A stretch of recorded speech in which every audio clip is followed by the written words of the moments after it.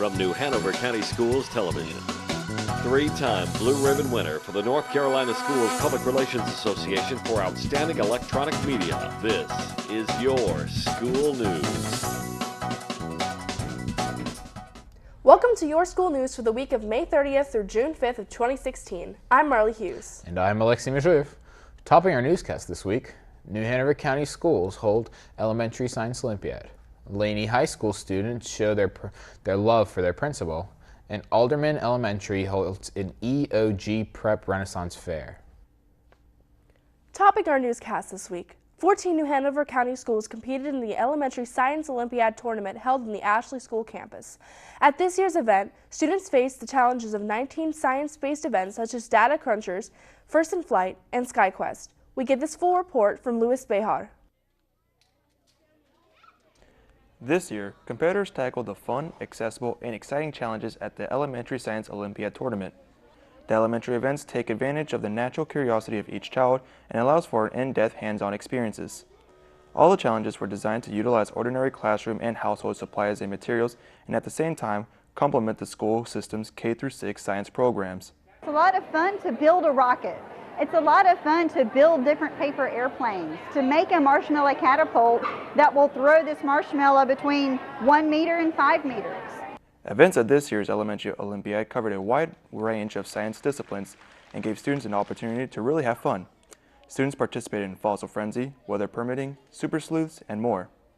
And to prepare, we've been practicing making airplanes and figuring out a design to throw at the competition. If other people like to do science very much and like to do landforms, build it, describe it, or really good at building Legos, they should join.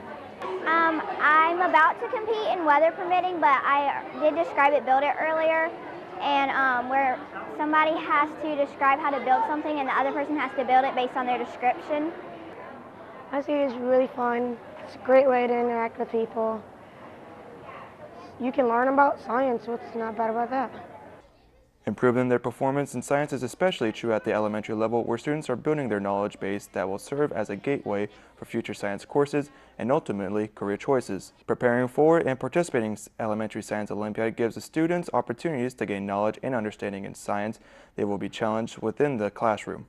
I think it's really a great thing. It really shapes them, gets them excited about education for one, gets them really geared up for different levels of science.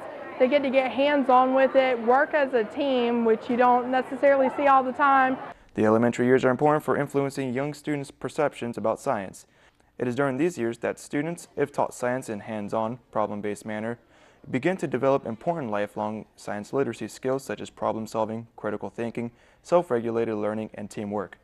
Elementary Science Olympiad was a great event that helped improve the learning of science for all students and celebrate their efforts. Reporting for Your School News, this is Louis Behar. Middle and high school students from New Hanover County Schools participated in the Southeast Regional Math Competition State Finals in Fayetteville State University. The school system took first place at 2 levels of the competition and had several students take place in the top 10. Daniel Chang took first place in Math 2.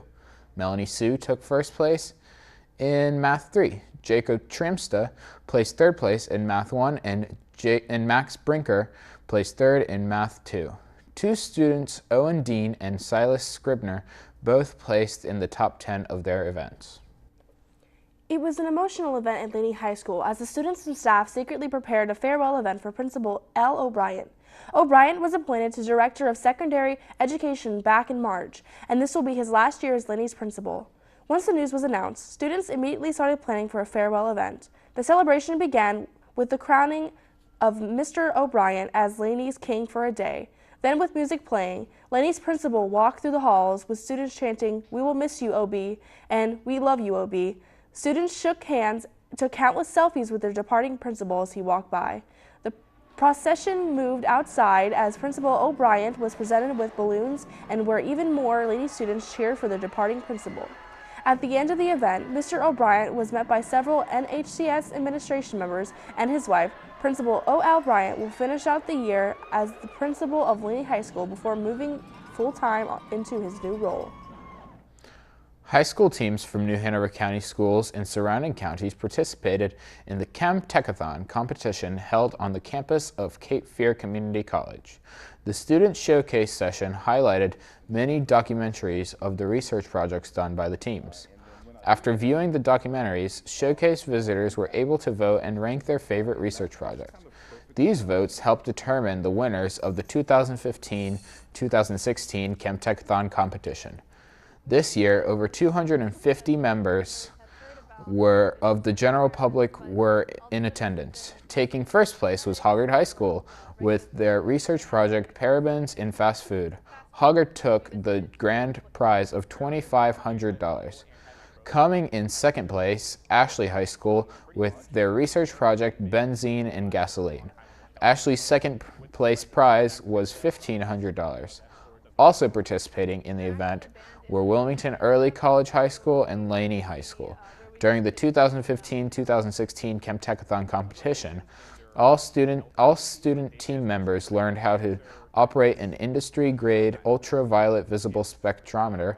To celebrate each team's achievements, high schools who did not place in this year's Chem-Tech-a-thon received a LabQuest 2 interface with a colorimeter, temperature probe, and pH probe. The total package was valued at $550. Testing season is upon us and the stakes are high as state-mandated testing determines whether students are promoted to the next grade. To help the students prepare for those all-important EOGs, Algernon Elementary held a number of exciting and fun learning events designed to help in both mathematics and reading comprehension. To make the day more than just test reviewing, all the stations revolved around a Renaissance fair.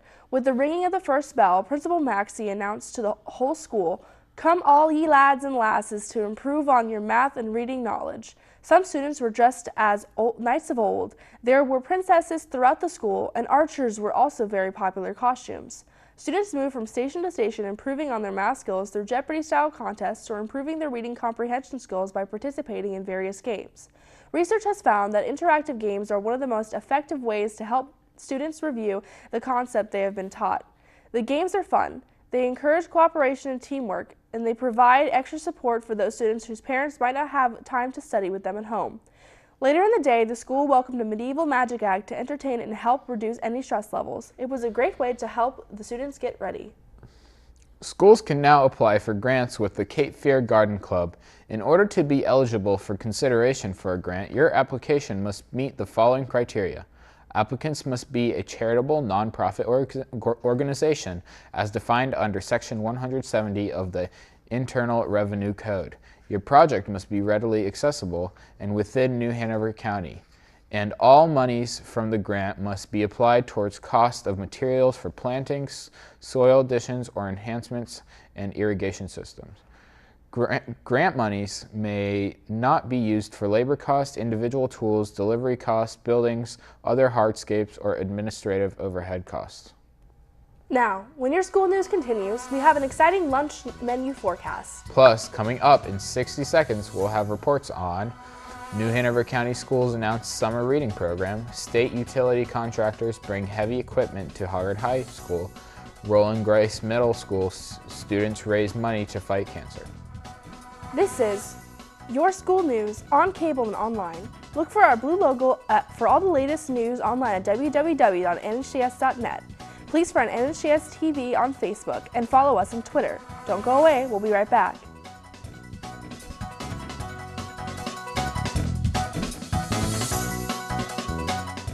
So, Malcolm, you do know that energy savers last 6 times longer than ordinary light bulbs. This isn't my room. It's Baron Davis's. Baron Davis, the basketball player? This is his room? Yep. Interesting, because we have Baron Davis right here. Baron, do you live here? No. I don't mean that, Baron Davis. Millions of kids are using their energy wisely. What's your excuse? This is one amazing truffula tree. Can you imagine a place where these grow everywhere? Yes, it's called the forest, a magical place to enjoy with your family.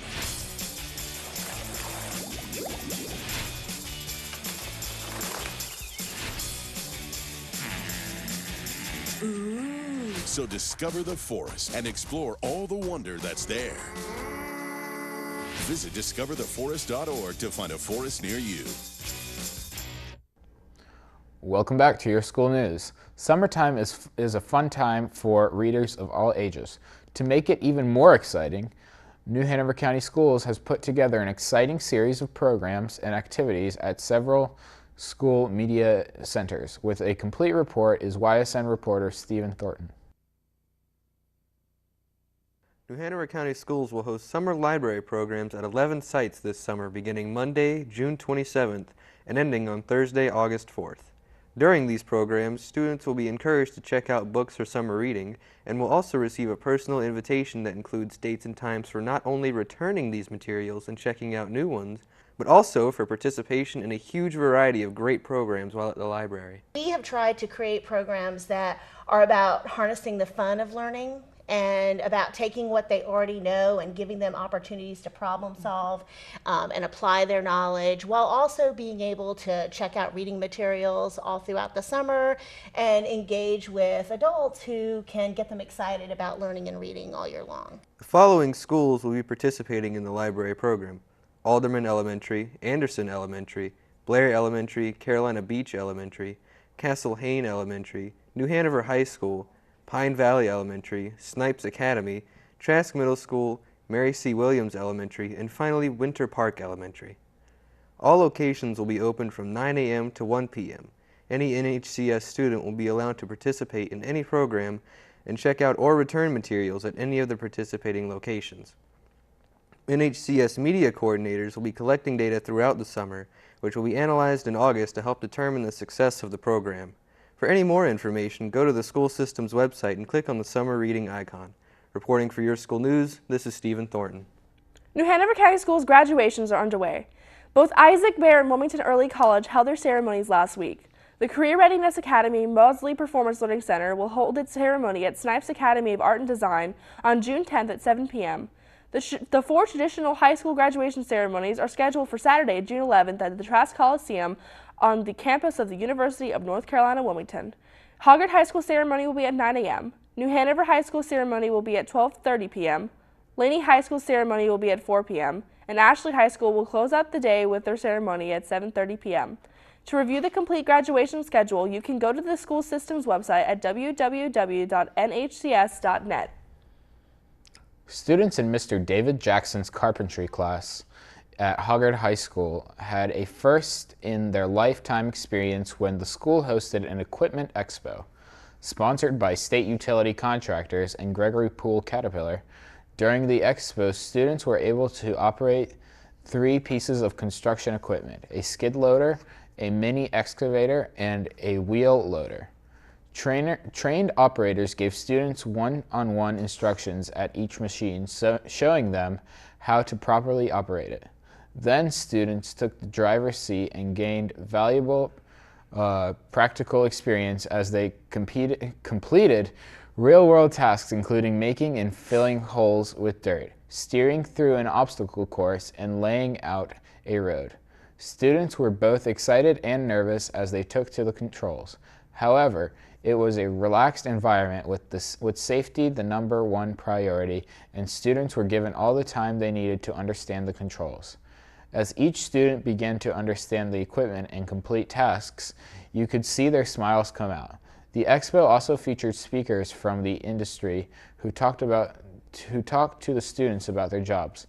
Equipment operators, concrete finishers, and foremen all shared with the students what they do every day, how they trained, what education was required for their job, and the kind of salaries they make. Miss Livengood's health and PE classes at Roland Grice Middle School completed a one-week fundraiser for the Pretty in Pink Foundation. They raised over $1,200 to help with breast cancer treatments for women in Wilmington. This money raised will help 10 or more women with doctor's appointments and surgery as battle breast cancer. Now, don't go away. Coming up, graduating seniors inspire students at elementary and middle schools. Plus, we have a look at education across the nation, Education Index, and what's on tap for lunch with the Lunch Billow Fair. Your school news will continue after the break.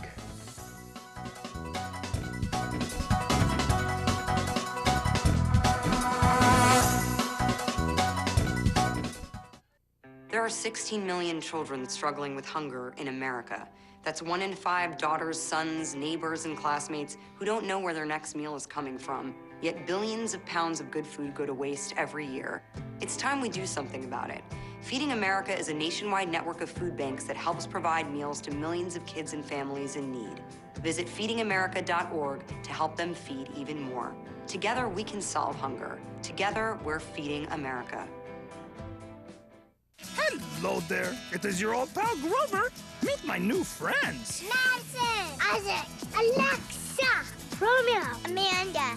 They have last names too. Vigo, Shane, Lopez, Rodriguez, Warner. Everybody has a first and last name, even mommies and daddies. Do you know yours? Do you know your mommies and daddies? If you do not, go find out. Know your whole name so grown-ups can help you in an emergency. Learn more at ready.gov/sesame. Batteries and flashlight. Okay, you know what? That guy? Look. Okay, girls at 3 o'clock. What is he looking at? They're looking at us. What do you think? Oh, that's so obvious. Captain Obvious has scored again. Over here, say something. Oh, he's really gonna down. Hi. Hi. Hey, guys. Hi.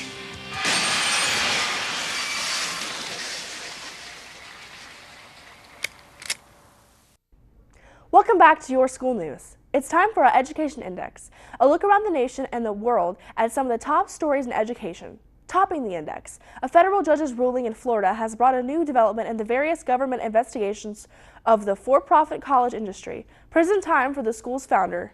Court papers say Fast Train, which closed out in 2012, engaged in deceptive advertising and pressure tactics, such as hiring former strippers to recruit for the school. Investigators found that the company forged signatures, enrolling people who were not qualified for college and more than 1,000 students who hadn't even finished high school. The Fast Train's case is extreme, and the tactic of criminal charges is so far unusual. But allegations of misleading claims and deceptive advertising are not unusual at all. Currently, the for-profit college industry is engaged in efforts to overhaul its recruitment and admissions practices. High school students in Philadelphia hit the streets last week, protesting a school police officer's alleged use of force against a teen and prompting calls across the state that school security officers receive specialized training before they go to work in a school setting. The new wave of protests follow an incident at Philadelphia's Ben Franklin High School, in which a student says he was punched in the face and placed in a chokehold because he didn't have the proper hall pass to use the bathroom. The U.S. Departments of Justice and Education have recommended school-based officers receive specialized training, including training that addresses implicit bias and cultural competence. Yet only 12 states have laws that require specific training for school police. Finally, the United States isn't the only country that struggles with teacher shortages in rural schools. A recent article in The Guardian highlights the efforts of several countries to recruit rural educators. For example, both Japan and Korea rotates teachers through different schools every 6 years to provide learning opportunities for teachers and ensure that all schools have access to quality, experienced teachers. In Australia, like the U.S., states vary in the incentives they offer. Some provide housing subsidies that cover up to 100% of housing costs, funds for vacation travel, and an allowance due to the isolation from goods and services. Finally, in the United Kingdom, teachers who are a part of the country's national teaching service can receive up to £10,000 or $15,000 to relocate to hard-to-staff areas. And that's this week's Education Index. A quick look at some of the interesting education stories from around the nation and the world. Now don't go away, we'll be right back with the Lunch Bill Affair. This is Your School News, on cable and online. Look for our blue logo for all the latest news online at www.nhcs.net. Also check out NHCS TV on Facebook and Twitter.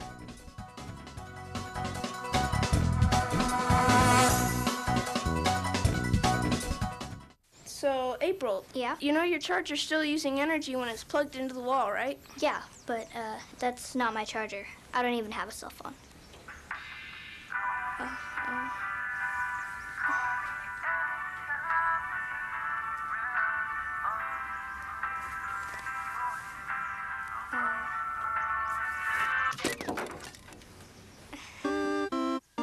Millions of kids are using their energy wisely. What's your excuse?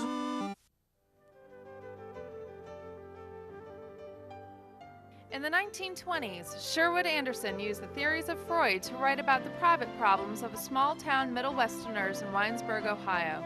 Anderson portrayed his characters as leading unfulfilled and twisted lives.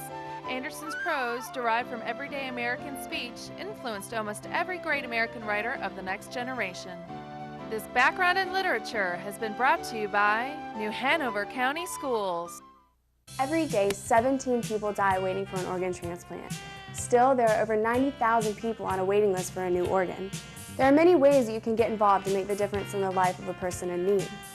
First, discuss your decisions with your family. Second, say yes when receiving your driver's license. And lastly, you can sign up right at home. Simply go to www.organdonor.gov where you can download, print, sign, and officially carry around your own donor card. Make today the day you donate life. Welcome back to your school news. It's time now for this week's lunch bill of fare. Our lunch menu specialist, Hunter Ledman, is standing by in the newsroom with this week's school lunch menu, so parents, students, teachers, and everyone working with the New Hanover County school system can plan their lunchtime options. Thanks and welcome to this week's lunch bill of fare. We've got a great menu this week featuring American classics, so let's take a look at this week's menu. On Tuesday, May 31st, you have 3 entrees to choose from: grilled chicken sandwich, grilled cheese, and a cheeseburger. On the side, vegetable soup, tater tots, and fresh fruit. On Wednesday, June 1st, satisfy your appetite with cheesy breadsticks. Don't forget to add glazed carrots, diced peaches, and garden salad to your plate to make a fantastic meal. On Thursday, June 2nd, have a nice school-cooked meal of nachos grande with cornbread muffin. On the side, black bean and corn salad, North Carolina sweet potatoes, and fresh fruit. On Friday, June 3rd, your school's cafeteria will be serving cheeseburgers. Complete your meal with french fries, mixed fruit, and a garden salad. For this week's healthy tip, plan for relaxation. Most of us are busy during the week, and even our weekends seem to become non-stop errands, chores, work, and travel. So how do you find your time to relax?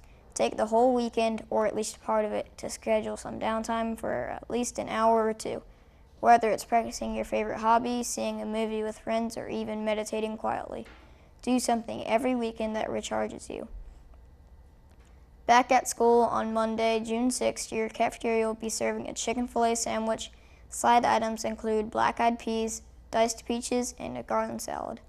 Now recapping this week's lunch menu, on Wednesday we have delicious cheesy breadsticks, on Thursday we have wonderful nachos grande, and on Friday a juicy cheeseburger, and finally on Monday a mouth-watering chicken filet sandwich.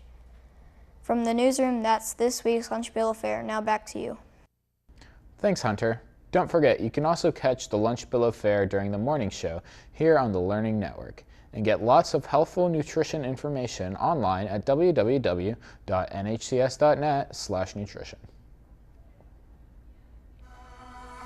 Now, don't go away. Coming up, graduating seniors inspire students at elementary and middle schools.